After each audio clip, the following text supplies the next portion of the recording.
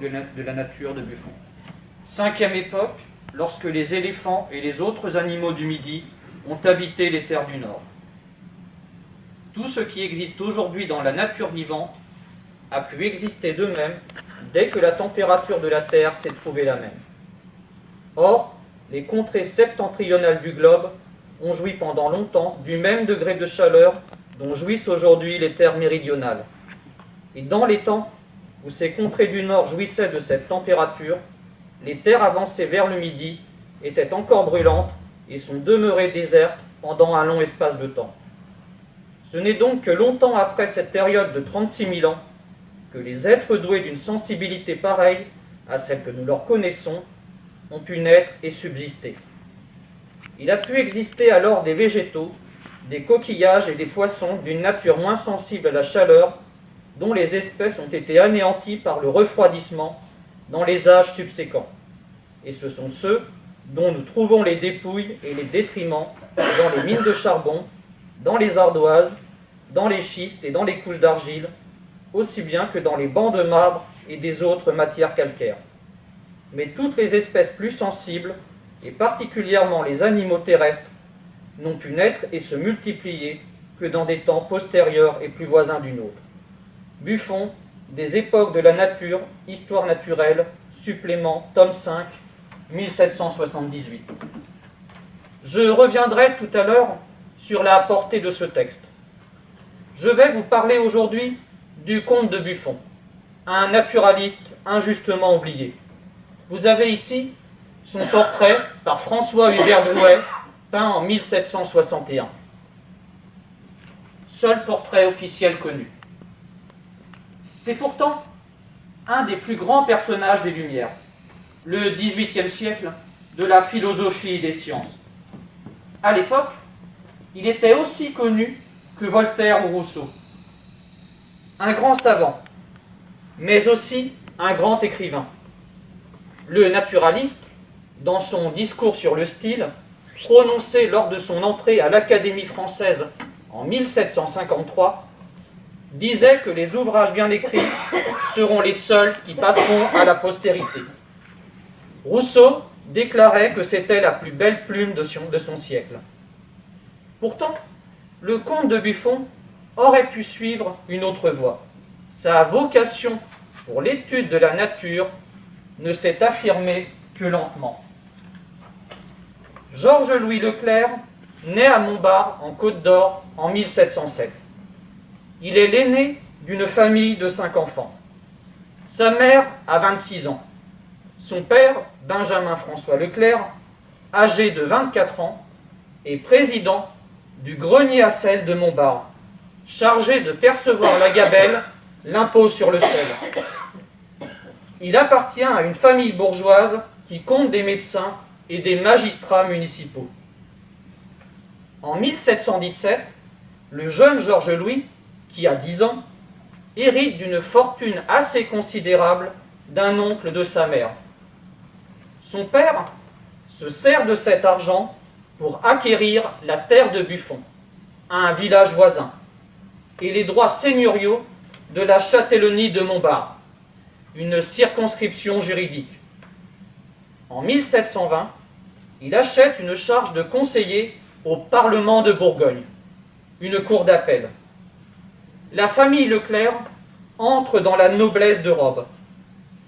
Les vieilles familles nobles parlent de savonnette à vilain pour ses charges anoblissantes. Le futur savant pourra s'appuyer sur les relations entretenues chez les magistrats pour faire décoller sa carrière. Benjamin François s'installe à Dijon dans un hôtel particulier et inscrit son fils dans un collège tenu par les jésuites, où l'on fait gratuitement de bonnes études. Le jeune Buffon est un élève assez moyen, plus doué pour les exercices physiques que théoriques. Il a par contre la passion des mathématiques. À 16 ans, à la sortie du collège, il s'inscrit, sûrement sans enthousiasme, à la faculté de droit de Dijon.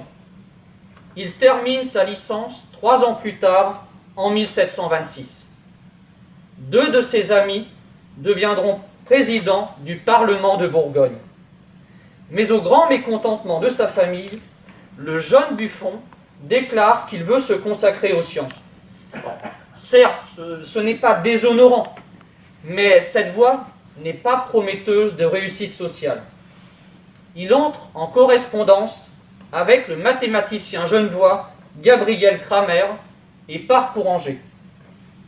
Il y reste 2 années, en se plongeant dans les mathématiques. Il lit Newton, herborise et suit des cours à la faculté de médecine. Une vie sans histoire, brutalement interrompue par un duel où Buffon tue son adversaire, un officier.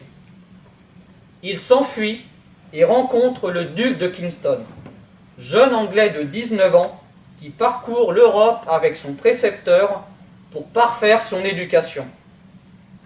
De novembre 1730 à juillet 1732, les 2 jeunes gens parcourent la France méridionale, passent par Genève où ils rencontrent Cramer et franchissent les Alpes pour visiter Turin et Rome. Le voyage est suspendu un temps, en août 1731, quand Buffon apprend le décès de sa mère, décès qui le fait riche. Lors de son voyage, Leclerc accorde peu d'importance au spectacle de la nature. Buffon correspond toujours avec Cramer et résout en général les problèmes posés par le Genevois. Mais peu à peu, le Bourguignon estime que les mathématiques s'avèrent incapables de résoudre les problèmes réels. Il finira par s'éloigner de cette science. Buffon s'installe à Paris en juillet 1732, à l'âge de 25 ans. La France compte peu de grandes institutions scientifiques. Les plus importantes sont le Jardin du Roi, l'Observatoire et l'Académie des sciences, la plus prestigieuse des 3. Buffon entreprend d'y entrer. L'Académie compte depuis 1716 68 membres répartis en 6 sections: géométrie, astronomie, mécanique, anatomie, chimie et botanique. Les savants sont divisés en 3 grades: pensionnaires, associés et adjoints. L'Académie peut recruter comme adjoints de jeunes hommes dont on n'a exigé que des débuts prometteurs. À Paris, Buffon loge chez Boulduc, professeur de chimie au Jardin royal des plantes et académicien. Et, toujours habile à cultiver les bonnes relations, il enrichit le cabinet d'histoire naturelle du duc de Bourbon, le gouverneur de Bourgogne, de spécimens provenant des carrières de terre de Montbard. Au printemps 1733, il présente à l'Académie un mémoire de mathématiques où il expose 2 problèmes faisant appel au calcul des probabilités et au calcul intégral. Des mathématiciens en font un compte-rendu élogieux en séance. À la fin de l'année 1733, une place d'adjoint se libère dans la section de mécanique. Le 9 janvier 1734, le roi fait savoir qu'il a choisi Buffon. Le Bourguignon doit cette promotion à la protection du comte de Maurepas, secrétaire d'État à la maison du roi, le ministère de l'Intérieur, ministre disgracié en 1749, ministre de tutelle de l'Académie et du Jardin royal des plantes. Maurepas est également ministre de la Marine depuis 1723. Il avait demandé à l'Académie une étude sur les bois utilisables en 1731. Buffon, propriétaire de forêt, étudie les meilleures méthodes pour semer ou planter les arbres et choisir les sols.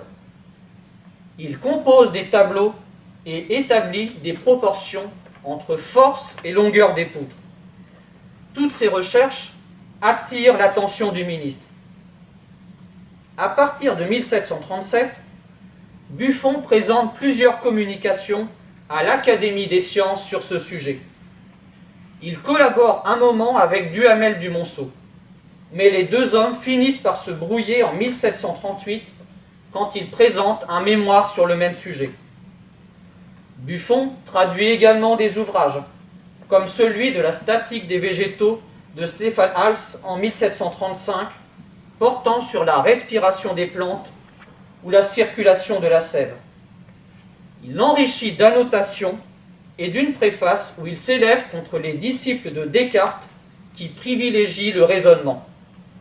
Buffon prend parti pour l'observation et l'expérience.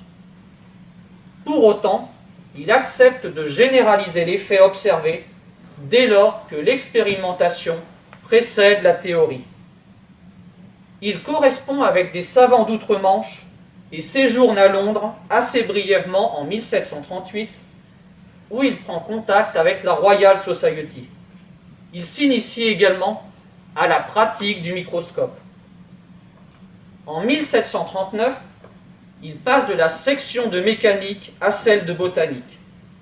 Suite à un décès, Bernard de Jussieu, qui était associé, devient pensionnaire et Buffon devient associé.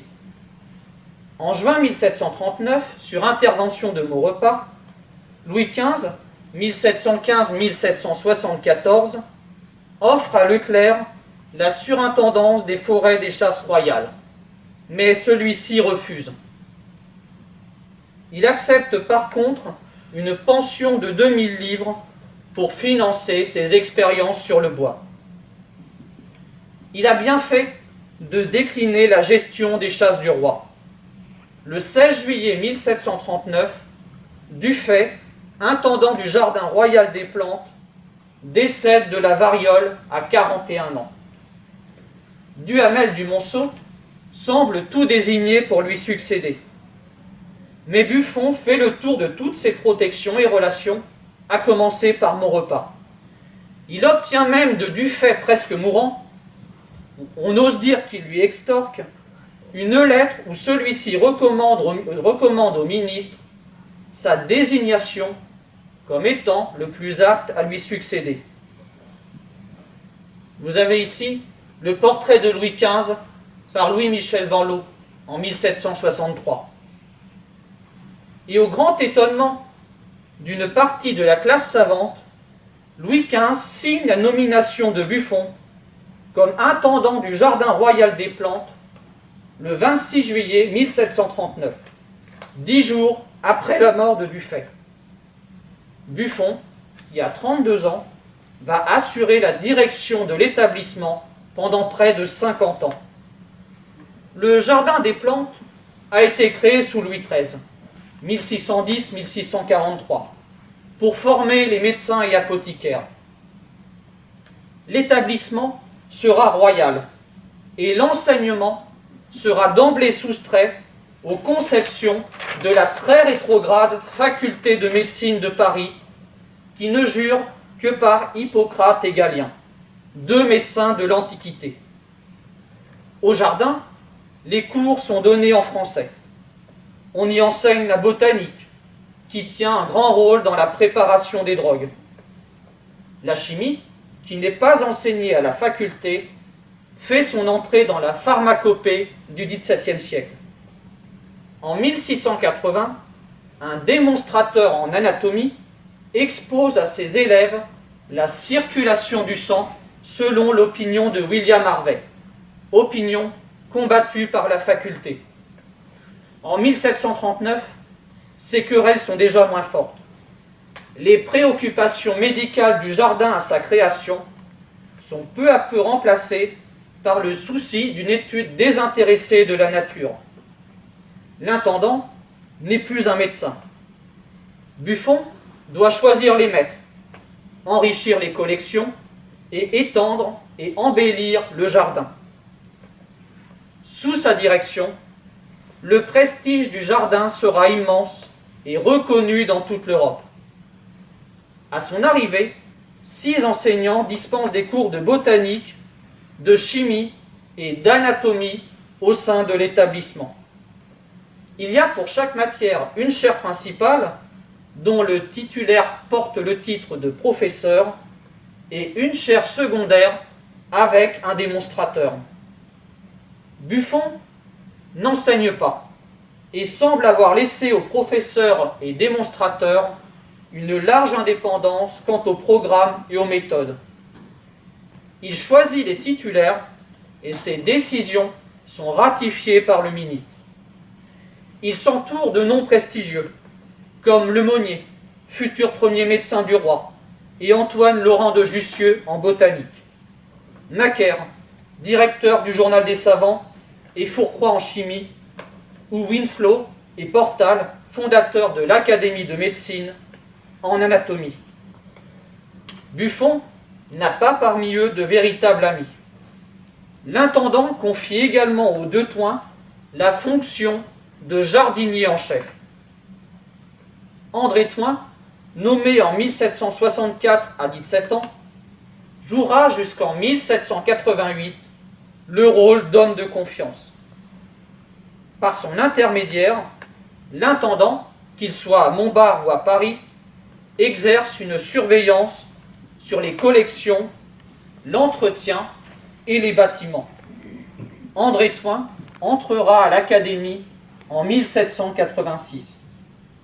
À ces noms, il faut ajouter Lamarck, qui publiera sa Flore française en 1778. On travaille souvent en famille, comme chez les Jussieu et les Thoin. Buffon est également intendant du cabinet d'histoire naturelle du roi. Ce cabinet comprend des collections de pièces anatomiques, des minéraux, des fossiles, des herbiers et des animaux naturalisés. Buffon engage du personnel et élargit les locaux. Il fait venir de Montbard son compatriote Daubenton, que vous voyez ici. C'est son portrait par Rollin en 1791. Daubenton aura le poste de garde et démonstrateur du cabinet. Dès 1740, les collections trouvées à son arrivée sont installées au premier étage du château, bâtiment principal du jardin. Ces locaux seront agrandis à 3 reprises, en 1744-45, à partir de 1767 et de nouveau à partir de 1780. Mais ils seront toujours trop exigus.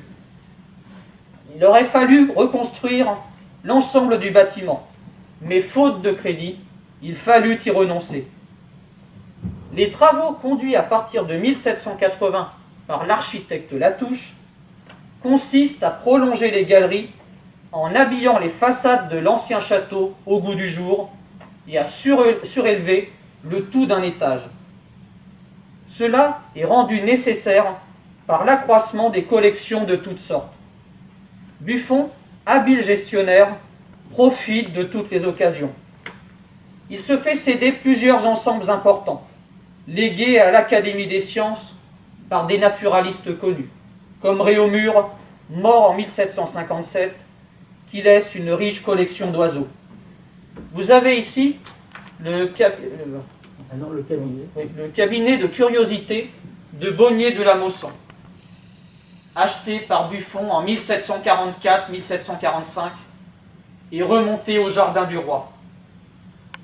Il achète aussi en 1760 les collections rassemblées au Sénégal par Adanson.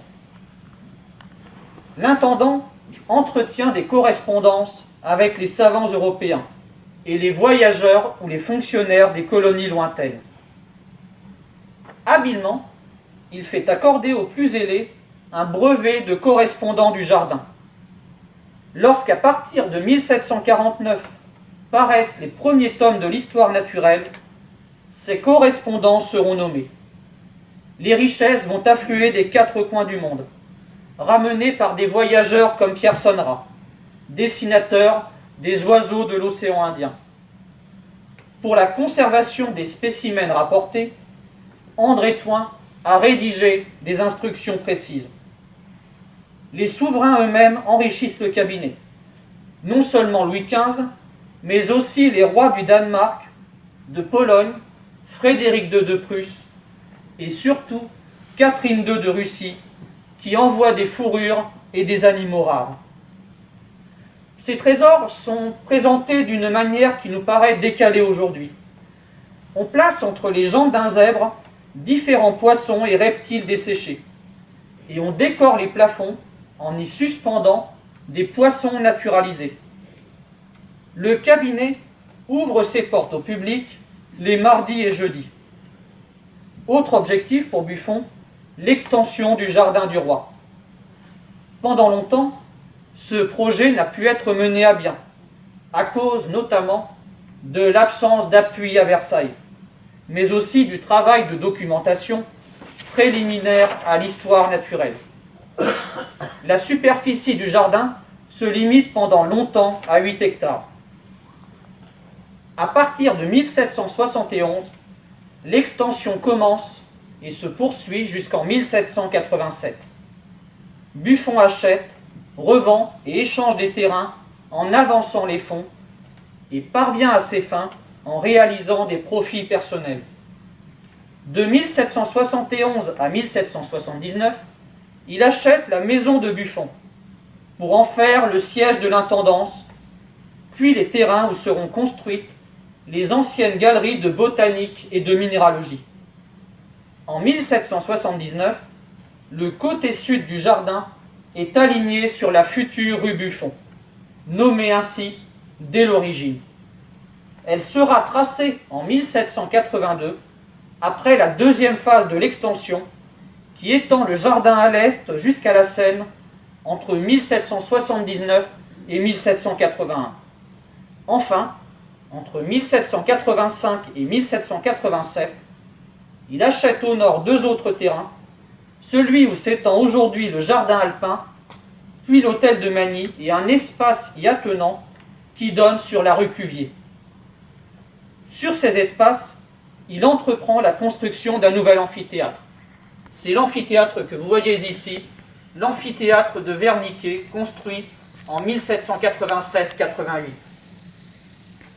La superficie du jardin a doublé. Le jardin du roi entretient également d'importantes collections végétales vivantes, que ce soit dans les parterres ou dans les serres pour les espèces exotiques. 2 serres ont été construites sous Dufay sur le versant du labyrinthe exposé au midi. Buffon en construit une autre. Thoin veut faire du jardin une école de botanique et une pépinière nationale. Il introduit de nouvelles espèces, comme le cèdre du Liban, et distribue les graines dans toute la France.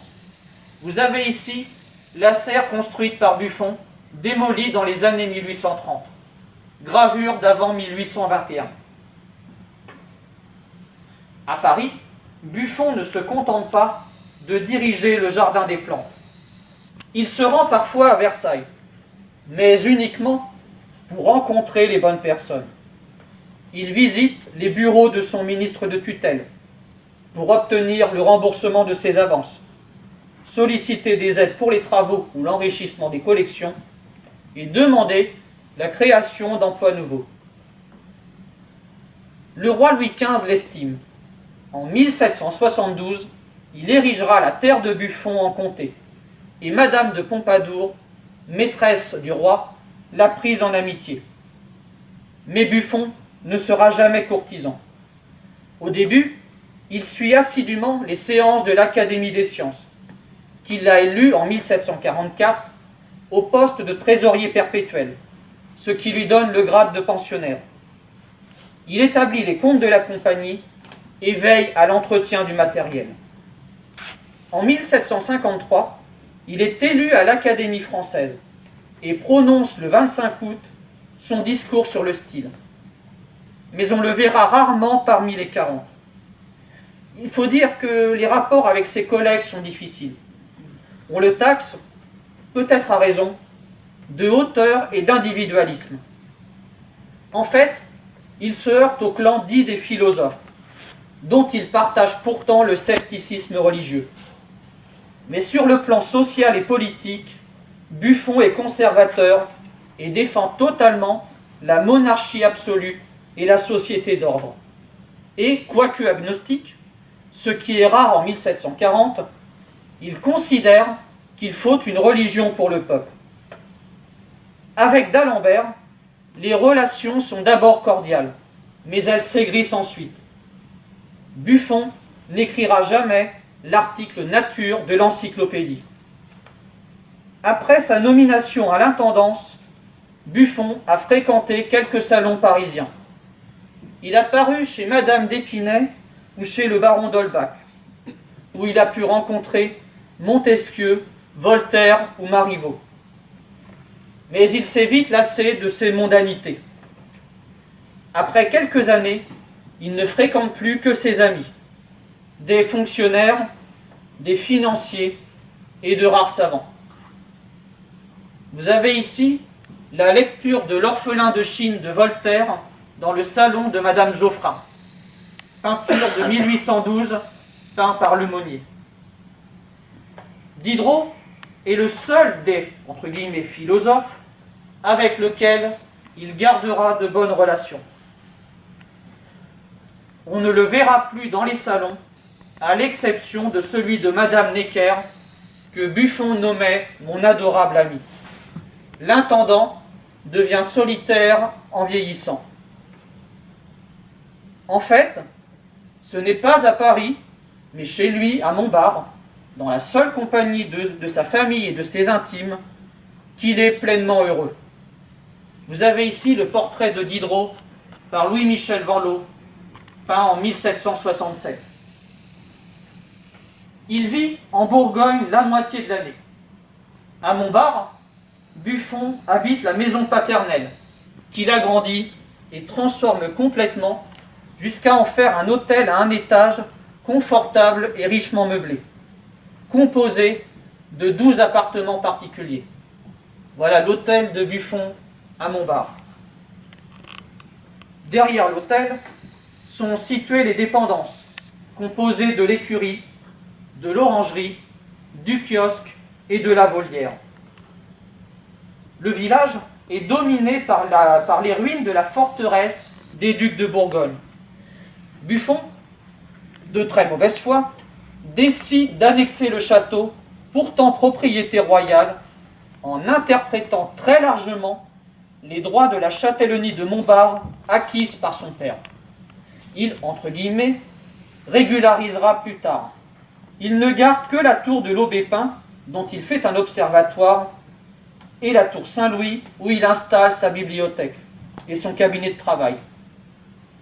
Les anciennes constructions disparues sont remplacées par de beaux jardins s'étageant sur 13 terrasses, formant escalier, reliant le sommet de la colline à l'hôtel particulier. Ces travaux occupent 100 à 150 ouvriers pendant 7 ans, de 1735 à 1742. Vous avez ici une gravure de Montbard de 1782, avec les aménagements. Buffon devient le principal employeur du pays. Souvenez-vous que mes jardins sont un prétexte pour faire l'aumône, dit-il à un proche. Sur le versant exposé au midi, 7 terrasses sont aménagées en jardin potager.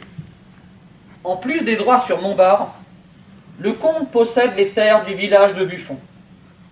En 1784, il achète pour 200 000 livres le domaine de Quincy, consistant en un château de 45 pièces et 650 arpents de bois, prés, vignes, terres labourables, ainsi que 2 moulins, 2 fermes et un four banal.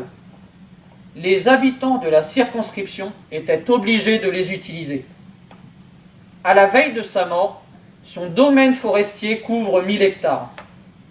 En 1780, ces différentes activités produisent un revenu annuel de 80 000 livres, 25 kilos d'or, auxquels s'ajoutent les produits de la vente de l'histoire naturelle. Sa fortune est donc très confortable, même si elle est loin des plus grandes fortunes de son temps. Son rapport à l'argent est complexe. Il perçoit avec exactitude les redevances attachées à ses prérogatives seigneuriales. Et le cas échéant, ne recule pas devant un procès. Les paysans se révolteront contre ces états de fait en 1700 centimes, deviennent rares au fil des années. Rousseau rend visite en 1770 au grand homme qu'il admire. L'un des derniers est Hérault de Séchelles, dont le voyage à Montbard, écrit en 1785, nous a conservé maint détail sur la vie du vieux Buffon en son domaine. En partie grâce à lui, nous connaissons l'emploi du temps de Buffon. Levé vers 5 heures, il s'assoit à une petite table pour écrire, ou appelle son secrétaire pour dicter. Vers 8 heures, la gouvernante vient prendre les ordres pour la journée et apporte les comptes. Le comte appelle ensuite son valet de chambre, qui le rase et le frise. Puis il déjeune d'un morceau de pain et d'un verre de Bourgogne. Il s'habille, puis monte les terrasses du parc jusqu'à la tour Saint-Louis. Il travaille dans son cabinet, seul ou avec son secrétaire pendant 4 ou 5 heures. Vous avez ici la vue du cabinet de Buffon dans la tour, tapissé des planches des oiseaux de l'histoire naturelle. Le dîner dure de 14 à 16 heures. Son cuisinier, Guénaud, est un des meilleurs de France. Mais à partir de 1750, le naturaliste est sujet à des crises de gravelle, des calculs. Il doit observer un régime de plus en plus strict au fil des ans. Après le dîner, courte sieste et promenade solitaire. Vers 17 heures, retour au travail, gestion des biens et correspondance. Buffon ne soupe pas.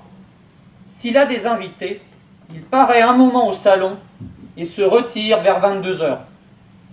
Il entretient dans ses jardins une ménagerie avec des oiseaux exotiques et des mammifères sauvages vivant en semi-liberté comme des blaireaux.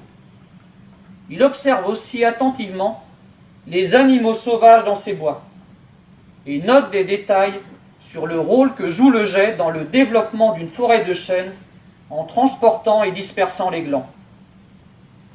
En 1734, Buffon a créé une pépinière sur ses terres. En 1736, il la vend aux États de Bourgogne en se faisant confirmer la direction rétribuée. Elle fournit des milliers de plants chaque année, mais elle coûte cher et s'éloigne de l'objectif fixé par Louis XV de distribuer gratuitement des arbres pour les planter le long des grands chemins afin de fournir aux pauvres des fruits. La pépinière est vendue aux enchères en 1776. Un peu avant 1750, il a construit plusieurs miroirs concaves carrés pour incendier des bâtiments en bois. Une reproduction des armes d'Archimède à Syracuse en -212. Une démonstration a eu lieu au château de la Muette devant le roi. Il place également un paratonnerre sur sa maison de Montbard en 1752. Première expérience de l'invention de Benjamin Franklin en France. Mais sa plus grande réalisation sur ces terres est l'aventure des forges. En 1768, il obtient les autorisations nécessaires pour construire à Buffon un véritable complexe industriel, que vous voyez ici, qui prendra corps en seulement 3 ans. Buffon a vu grand. Les bâtiments sont distribués sur 2 niveaux. Au niveau inférieur, on trouve les lavoirs à minerai, le haut fourneau, la forge, la fonderie et le martinet établis sur une dérivation de la rivière dont l'eau fait tourner 11 roues mettant en action l'ensemble des machineries. Au niveau supérieur, les logements des ouvriers, la demeure du maître des forges, les remises et les magasins sont disposés autour d'une vaste cour. Les investissements consentis par Buffon sont colossaux. 330 000 livres, 100 kilos d'or. Le tout à grande allure. En témoigne l'architecture de l'escalier du haut fourneau qui fait penser aux escaliers des hôtels particuliers. La double volée de marche ne sert pas qu'à impressionner. Voilà. C'est le magnifique escalier du complexe industriel de Buffon. L'escalier est parfaitement fonctionnel. Il relie les deux niveaux de l'établissement et les deux paliers permettent d'assister à la coulée de la fonte. Face à l'escalier, le haut fourneau, contenu dans une tour de maçonnerie d'environ 7 mètres, fonctionne sans s'éteindre de l'automne au printemps. C'est une des plus importantes entreprises de France. Elle emploie 400 ouvriers et permet vers 1780 de produire 400 tonnes de fonte, qui après affinage donne 225 tonnes de fer.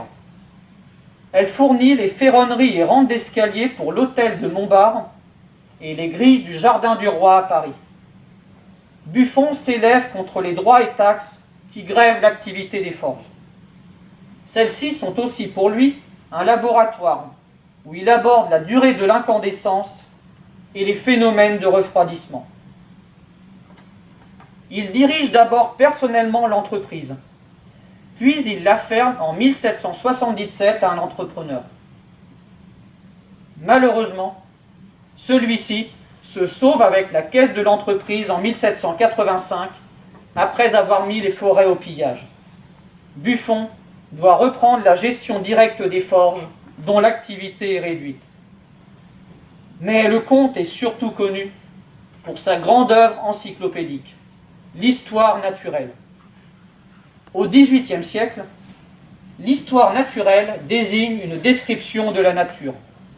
Au siècle suivant, on parlera plus volontiers de sciences naturelles, lesquelles ne voudront plus se contenter de décrire. À l'époque où Buffon entre en scène, l'histoire naturelle n'est pas encore totalement dégagée des préoccupations médicales. Elle consiste encore trop souvent en descriptions influencées par la tradition des auteurs antiques, comme Aristote, au nom de laquelle on répète des légendes et des erreurs, et surtout par la lecture littérale de la création du monde rapportée par la Genèse.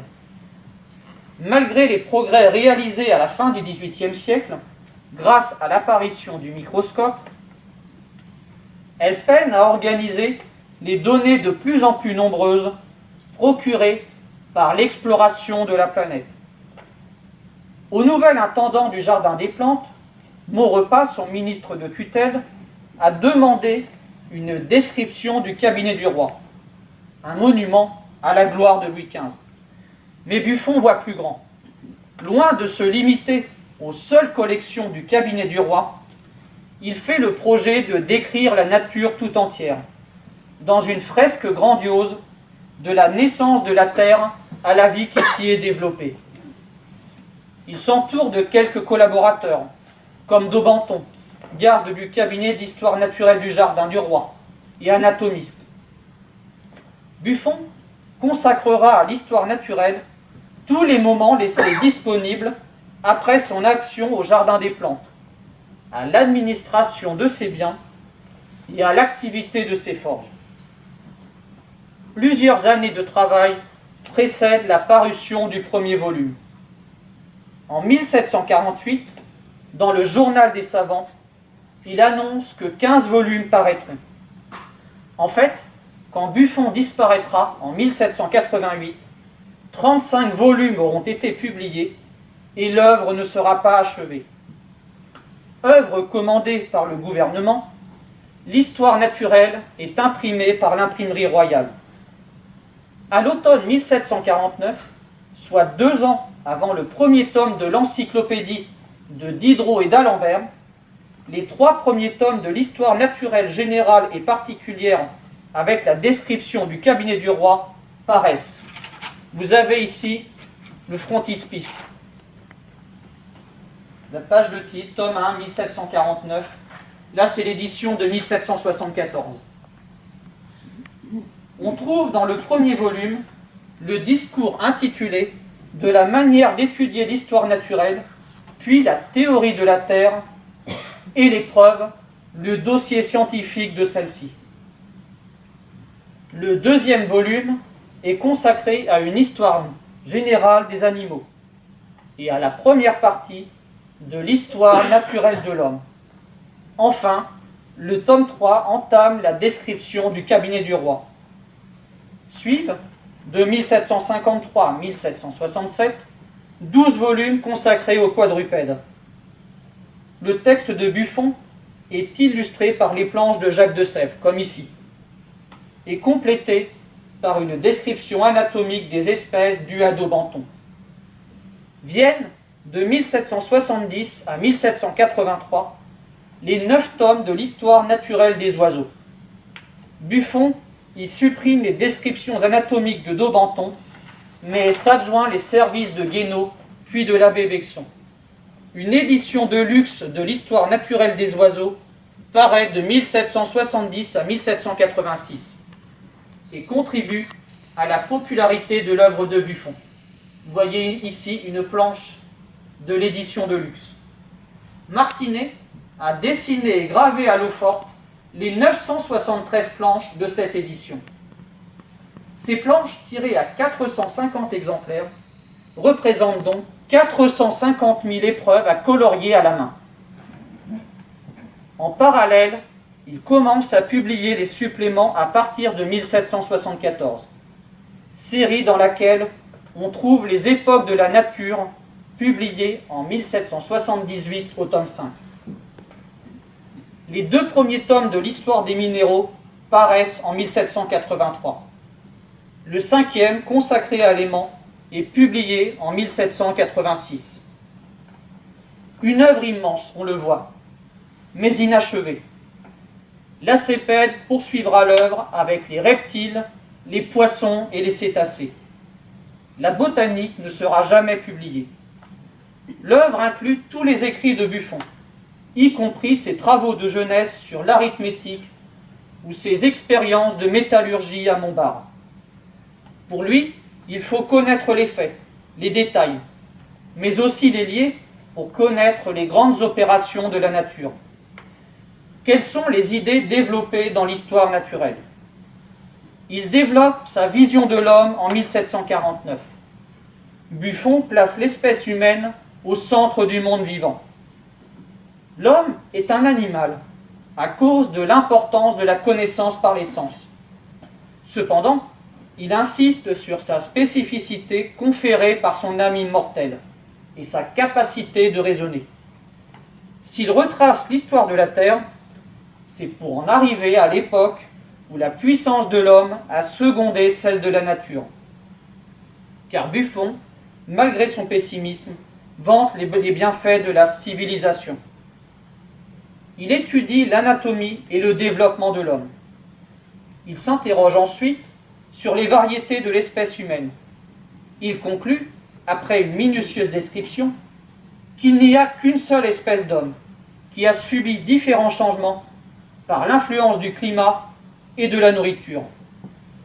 Mais c'est aux animaux, et de loin, que Buffon consacre la plus grande partie de son ouvrage. Il dispose d'un réseau d'informateurs et s'est livré au Jardin du Roi à des examens anatomiques à l'aide d'un microscope. Il constitue pour chaque espèce un dossier où sont exposées toutes les données concernant l'habitat, les mœurs, la croissance, la reproduction ou la fécondité. Il développe des idées qui marqueront la zoologie des décennies suivantes. Il souligne en particulier l'unité de plan de composition organique de tous les animaux, qui ont la même structure anatomique. Prenez le squelette de l'homme, inclinez les os du bassin, raccourcissez les os des cuisses, soudez les phalanges, allongez l'épine du dos, le squelette sera le squelette d'un cheval, et l'on jugera si cette ressemblance cachée n'est pas plus merveilleuse que les différences apparentes. Les parties essentielles comme le cœur, les intestins, l'épine du dos se retrouvent chez l'homme, les quadrupèdes, les cétacés, les oiseaux, les reptiles et les poissons. En créant les animaux, l'être suprême n'a voulu employer qu'une idée et la varier de toutes les manières possibles afin que l'homme pût admirer la magnificence de l'exécution et la simplicité du dessin. Histoire naturelle, tome 4, 1753. Il entrevoit aussi le principe de corrélation des organes. Les organes ont une interdépendance mutuelle et répondent à une nécessité commune. Celui qui a des dents de carnassier est muni de griffes et non de sabots. Il remarque la subordination des caractères. Le système nerveux est plus important que le tube digestif. Buffon décide d'aborder les animaux dans un ordre qui nous paraît exotique. Il commence par le cheval, animal le plus proche de l'homme, sa plus noble conquête, suivi par le chien. Dès le tome 1, publié en 1749, l'intendant s'est posé en adversaire résolu des classifications, notamment celle de son contemporain, le naturaliste suédois Carl von Linné. Linné, dans le 10e tome du Systema Naturae, paru en 1758, désigne plantes et animaux par un double nom latin qui indique le genre et l'espèce. Ce système de classification, la nomenclature binominale, est toujours utilisé de nos jours. Mais Buffon ne connaît que l'espèce. Ne serait-il pas plus simple de dire qu'un âne est un âne et un chat un chat? Il adresse deux critiques à Linné. Le Suédois choisit pour établir les genres un seul caractère particulier, absent des genres voisins, ce qui est réducteur. Et surtout, il méconnaît ce qui fait la particularité de l'espèce. Selon l'intendant, une espèce se définit par la fécondité, la capacité de se reproduire et d'engendrer une descendance féconde. Par exemple, l'âne et la jument peuvent engendrer une descendance. C'est le mulet. Mais le mulet est stérile. Donc l'âne et le cheval sont deux espèces différentes. Les biologistes parlent aujourd'hui de barrière génétique. En 1753, Buffon s'oppose à toute idée de transformation des espèces. S'il était vrai que l'âne ne fût qu'un cheval dégénéré, il n'y aurait plus de borne à la puissance de la nature, et l'on n'aurait pas tort de supposer que d'un seul être, elle a su tirer avec le temps tous les autres êtres organisés. Mais non, il est certain par la révélation que tous les animaux ont participé à la grâce de la création, que les deux premiers de chaque espèce et de toutes les espèces sont sortis tout formés des mains du Créateur. C'est le créationnisme. Et l'on doit croire qu'ils étaient tels alors à peu près qu'ils nous sont aujourd'hui représentés par leurs descendants. C'est le fixisme. Tome 4, 1753. Mais sa pensée évolue. Il en vient à admettre qu'un petit nombre d'espèces isolées, apparues par voie de génération spontanée, l'éléphant est donc apparu tel quel par la combinaison de molécules organiques, des unités élémentaires du vivant, produites par la chaleur des premiers âges de la Terre. Quel archaïsme! Ces espèces se sont seules maintenues sans changement depuis leur apparition. J'entends par espèces nobles dans la nature celles qui sont constantes, invariables et qu'on ne peut soupçonner de s'être dégradées. Ces espèces sont ordinairement isolées et seules de leur genre. Elles sont distinguées par des caractères si tranchés qu'on ne peut ni les méconnaître, ni les confondre avec aucune des autres.